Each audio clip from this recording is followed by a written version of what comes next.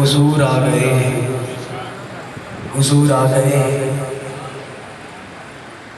تو مولانا صاحب نے میلاد کے حوالے سے ایک دلیل دی، سوچا تھا کچھ اور لکھے، بیان کروں گا کچھ اور۔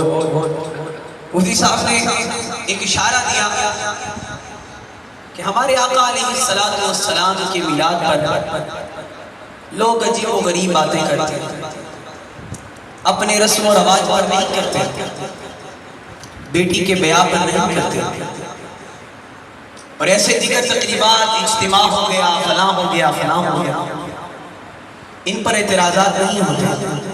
پر بدبختی یہ ہے کہ جو ہی یہ مہینہ شروع ہو جاتا ہے، اللہ کریم سواد اعظم اہل سنت والجماعت کو ابلیس کی شکل والے سب دکھا دیتا ہے۔ پتہ چل جاتا ہے کون سرکار سے محبت کرنے والا ہے، کون حضور پر مر مٹنے والا ہے، اور کون بدبخت ابو لہب کی نسل سے پیدا ہوا ہے۔ معزز سامعین کرام، اس میں کوئی اختلاف کی بات نہیں ہے۔ آپ اپنے بیٹے کی ولادت پہ خوش ہوتے ہیں، اپنی بیٹی کی ولادت پہ خوش ہوتے ہیں۔ چلو میں آپ کو بخاری شریف کی شرح عمدۃ القاری امام بدر الدین عینی کی بارگاہ میں لے کر چلتا ہوں۔ عرض کرتے ہیں آپ بہت بڑے محدث ہیں، آپ کو اللہ نے بڑی شان دی ہے، عزت دی ہے، آپ کے اس شرح کو تقریباً 80% نجدی بھی مانتے۔ چلو دیکھتے ہیں اس میں سے کچھ ہم درس لے لیتے ہیں اور ان کے منہ پر تمانچہ مارتے ہیں۔ سوال یہ ہے، آپ بھی کرتے ہیں، میں بھی کرتا ہوں، کہ یار میلاد کا کدھر آیا ہوا ہے؟ میلاد شریف کا ثبوت کدھر ہے؟ ہمیں یہی سمجھایا جاتا ہے۔ اور حضور علیہ السلام کے زمانے کے بعد کون سے صحابی نے میلاد منایا؟ اب میں آپ کو منفرد انداز سے مختلف بات بتا رہا ہوں۔ میں کہتا ہوں اوے بے عقل، تو حضور کے زمانے کے بعد کی دلیل مانگ رہا ہے، میں تجھے کریم آقا کی ولادت سے پہلے 1000 سال پہلے کی دلیل دے رہا ہوں۔ امام بدر الدین عینی رحمت اللہ نے فرماتے ہیں عمدۃ القاری میں کہ یمن کا ایک بادشاہ تھا، بڑا عاشق رسول تھا، سن رکھا تھا کہ آخری نبی محمد رسول اللہ تشریف آئے گے۔ اب وہ یمن کا بادشاہ، قصہ ذرا طویل ہے لیکن پورا سمجھا کر جاؤں گا تاکہ دل میں کوئی بات نہ رہ جائے۔ امام بدر الدین عینی رحمت اللہ تعالیٰ علیہ فرماتے ہیں یمن کا بادشاہ تھا، جہاں بھی جاتا تھا، جس ملک کا دورہ کرتا تھا، اپنے ساتھ 400 علماء کو لے کر چلتا تھا۔ اب جب یمن کا بادشاہ یجرب کی زمین پر پہنچا تو وہاں سے ارادہ کر کے اگلے شہر کی طرف جانا تھا، تو یمن کے بادشاہ نے سب کو بٹھایا کہ اس کے بعد اب کس ملک کا دورہ کریں۔ تو 400 علماء تھے، یہودی علماء تھے۔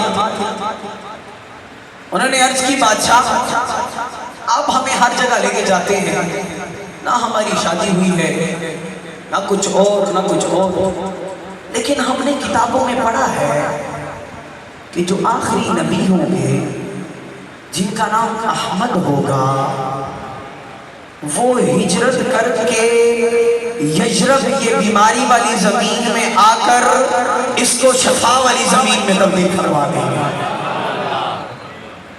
اب 400 علماء کی یہ بات سن کر وہ یمن کا بادشاہ حیران ہوا، کہنے لگا کہ مطلب اب آپ کا ارادہ کیا ہے، کہنا کیا چاہتے ہو؟ علماء کہنے لگے ہم نے ساری عمر آپ کے ساتھ گزار لی، آپ کی خدمت میں زندگی بسر کر لی، اب یہاں سے آگے ہم نہیں جائیں گے، یہاں ہم بیٹھیں گے، رسول اللہ کا انتظار کرتے رہا۔ اب جب یمن کے بادشاہ نے یہ بات سنی بڑے حیران ہوئے۔ میں نے حوالہ دیا ہے، میرا حوالہ کی بات نہیں کروں گا، اور انشاءاللہ علماء اور مشائخ بیٹھے ہیں، اگر حوالہ جات کی پھر بھی ضرورت ہوگی میں واپسی میں انشاءاللہ سب کچھ دے کر جاؤں گا۔ امام بدر الدین ایلی رحمۃ اللہ تعالیٰ علیہ فرماتے ہیں کہ انہوں نے بادشاہ سے کہا ہم یہاں سے نہیں جاتے۔ بادشاہ نے کہا اگر اب یہاں سے میں نکلتا ہوں تو پھر تو میری بھی بدبختی ہے، اگر آپ کملی والے آقا کے انتظار میں بیٹھتے ہو تو یمن کے بادشاہ نے جتنی بادشاہت کرنی تھی کر لی ہے، اب میں بھی انتظار محمد میں ساری زندگی گزارنے کے لیے تیار ہوں۔ اب وہ یمن کا بادشاہ بھی وہاں بیٹھا، بادشاہ نے سامان وغیرہ منگوایا، مال اور دولت منگوائی اور وہاں پر گھر بنانے لگ گئے۔ اب 400 گھر بنے، ایک ایک کمرے کے 400 گھر بنے، اور اس کے بعد 400 علماء کی شادیاں بھی کروائی۔ تم کہتے ہو کہ یہ چراغاں کہاں ہے؟ تم کہتے ہو یہ 2-3 دیگیں کہاں ہیں؟ تم کہتے ہو یہ جلوس نکالنا کدھر ہے؟ میں کہتا ہوں یہ رسول اللہ کی ولادت کے بعد ہو رہا ہے، جس نے رسول اللہ کی آمد سے 1000 سال پہلے 400 گھر بنائے تھے، 400 شادیاں کروائی تھی، اس تم کا آمد کا تم کیا اعتراض تم کرتے ہو آج کے زمانے والوں پر؟ اعتراض تو تمہارا تب بنتا ہے شخصیت دنیا میں تشریف نہیں لے کر آئی، خوشیاں پہلے منائی جا رہی ہیں، ہجرت کے انتظار میں ہیں، ہم ولادت کے پر خوشیاں مناتے ہیں، وہ سرکار مبعوث ہوں گے، پھر نبوت کا دعویٰ کریں گے، پھر نبوت کے بعد ہجرت کریں گے۔ انہوں نے اتنا زمانہ انتظار کیا ہے، اگر ہم 1 مہینہ یہ چراغاں کر لیں تو ہم پر اعتراض بنتا۔ اور اب بات یہاں تک نہیں رہتی، جب انہوں نے 400 مکان بنائے، حضور کی آمد سے 1000 سال پہلے کی بات بتا رہا ہوں، کوئی 2 سال 3 سال کی بات نہیں، 1000 سال پہلے کی بات بتا رہا ہوں۔ اب کریم آقا علیہ السلام تشریف نہیں لائے اور انتظار ہو رہا ہے۔ یمن کا بادشاہ جب بیٹھا، 400 گھر بنائے، ان 400 علماء کی شادیاں کروائی، اب ایک خط لکھا، علامہ صاحب توجہ کیجئے گا، ایک خط لکھا، بڑے اشعار لکھے ہیں، لیکن جو بدر الدین ایلی رحمۃ اللہ تعالی علیہ نے وہ ایک شعر کا مصرع لکھا ہے، شہدت علی احمد انہ رسول من اللہ باری نسمی۔ امام بدر الدین ایلی رحمۃ اللہ تعالی علیہ فرماتے ہیں کہ وہ جو یمن کا بادشاہ تھا اس نے یہ خط لکھا، اور خط بھی کسی عام پین سے نہیں لکھا، کوئی 200 والے پین سے نہیں لکھا، بلکہ سونے کو پگھلا کر اس سے کریم آقا کی طرف خط روانہ کر دیا۔ اب یہ خط جو تھا، جو عالموں کا سردار تھا، اس کو دے دیا کہ یار پتہ نہیں میں مرتا ہوں، پتہ نہیں میں زندہ ہوں گا یا نہیں، لیکن جب کریم آقا علیہ السلام تشریف لے آئے تو پھر یہ خط سرکار دو عالم علیہ السلام کی بارگاہ میں پیش کر دیا، اور ساتھ ہی یہ کہتے ہیں کہ مجھے پتا ہے میں بھی نہیں ہوں گا، آپ بھی نہیں ہوں گے، لیکن یہ وصیت کرتے جانا علماء کی طرف کہ جب سرکار تشریف لے آئے تو یہ خط انہیں پہنچا دیجیے۔ اور اب آپ کو میں مزے کی بات بتاتا ہوں کہ جو ہم اور آپ واقعہ سنتے ہیں کہ اونٹنی جا کر ایوب انصاری رضی اللہ تعالیٰ عنہ کی جھونپڑی اور ان کے کوٹھی کے سامنے بیٹھ گئی، اس میں بھی راز یہ تھا، یہ جو کوٹھی تھی یہ ابو ایوب انصاری رحمت اللہ رضی اللہ تعالیٰ عنہ کی نہیں تھی، یہ وہ کوٹھی تھی جب وہ یمن کے بادشاہ نے 400 گھر بنائے، 400 شادیاں کروائی، تو ایک گھر جدا بنایا جو 2 منزلہ تھا، اور اس نے یہ فرق کر کے بتایا کہ آئے تم اپنی اولاد کو، اپنی خوشی کو کریم آقا کی خوشی سے برابر نہ کرنا۔ ارے یمن کے بادشاہ نے 1000 سال پہلے حضور کی آمد کے لیے 2 چھت کا گھر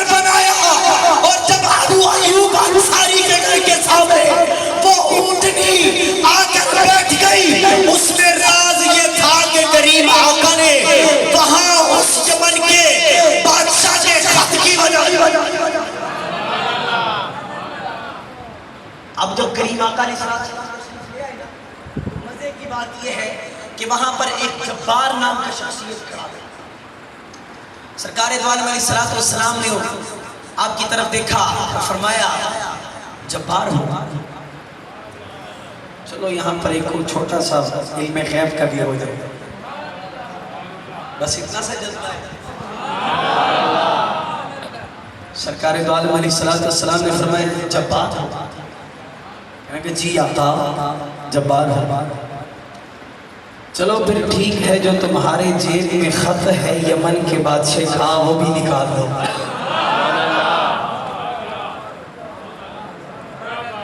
ارے میں اور آپ کن سوچوں میں پڑے ہیں؟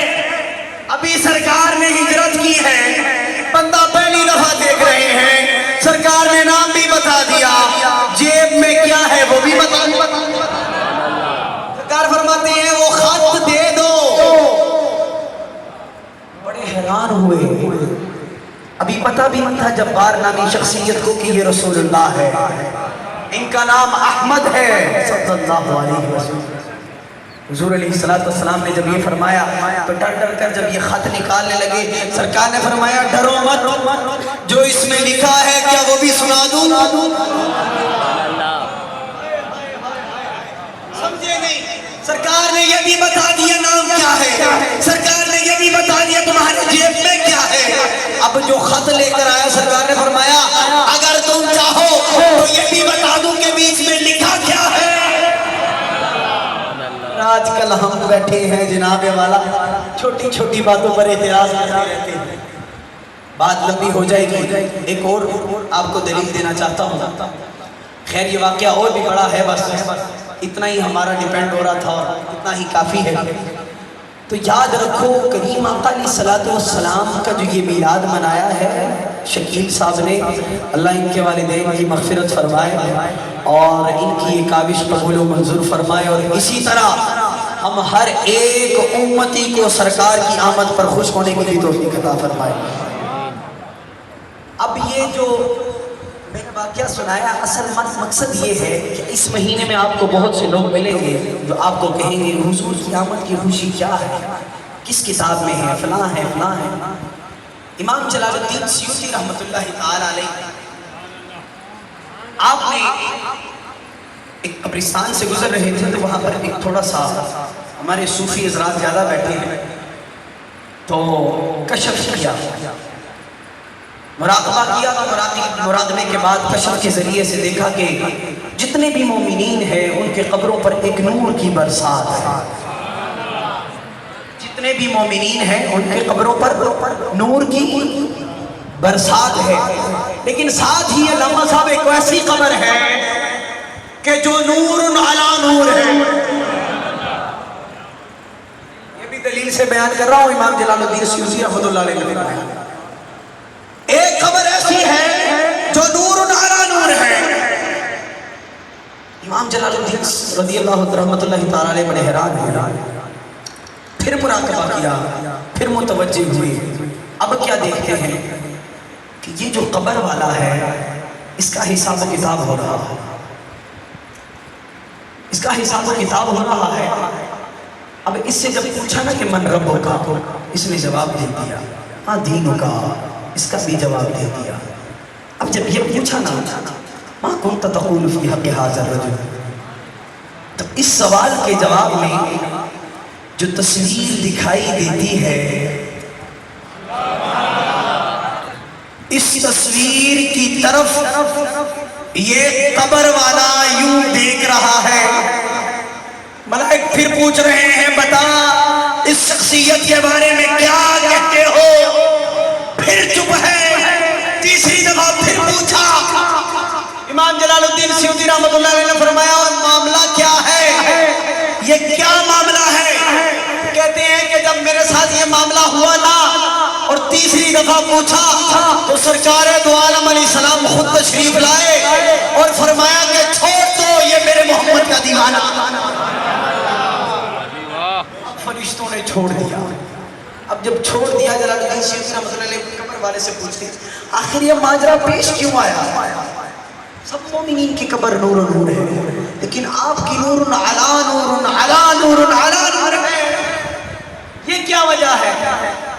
کہ 11 مہینے میں خدمت کرتا تھا اپنے بچوں کی، اپنی بیوی کی، اپنے گھر والوں کی، لیکن جب 1 مہینہ ربیع الاول کا آتا تھا میں صرف سرکار دو عالم علیہ السلام کا میلاد منایا کرتا تھا. فرماتے میں میلاد مناتا تھا، اس کے علاوہ میرا کوئی عمل نہیں ہے. تو میں کہنے لگا ہوں سنو ذرا جملہ کہ اگر تم کہو کہ آج کے زمانے میں ملا میلاد مناتا ہے، فقی میلاد مناتا ہے، محدث میلاد مناتا ہے، کہاں لکھا ہے؟ میں کہتا ہوں حضور کے زمانے کے بعد والوں نے بھی منایا، حضور کے زمانے سے پہلے والوں نے بھی منایا، اور انشاءاللہ جب تک سواد اعظم اہل سنت ہم ہیں حضور کا میلاد مناتے. حضور آ گئے ہیں، حضور آ گئے ہیں، حضور آ گئے ہیں، حضور آ گئے ہیں. او فلک کے نظاروں، زمین کی بہاروں، فلک کے زمین کی بہاروں، زمین